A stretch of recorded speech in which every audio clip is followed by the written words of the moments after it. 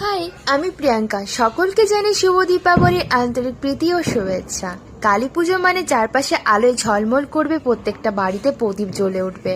আর এই প্রদীপটা যখন নিজের হাতে ডেকোরেশন করা হয় তখন কেমন হয় ব্যাপারটা তোমরা বলো তো?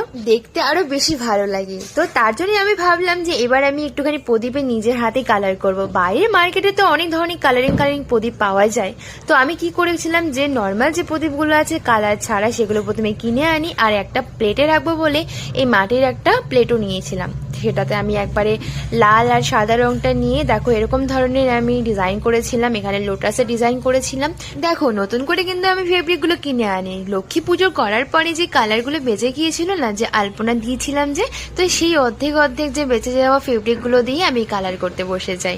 আর দেখো না, এই মাটির পাত্রগুলো কিন্তু আমি আধ ঘন্টা আগে আমি ভিজিয়ে রেখে দিয়েছিলাম। আর প্রদীপগুলো তো দেখো এখানে আমার আলপনাটা প্রায় কমপ্লিট হয়ে গেছে।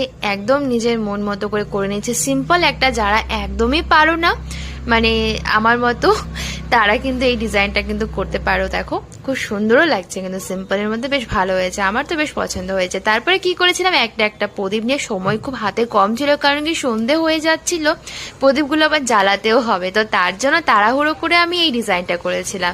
তো দেখো তো রেডি হয়ে গিয়েছে। কেমন লাগছে দেখতে কি কমেন্টে আমাকে জানাবে না? অবশ্যই জানিও কেমন হয়েছে।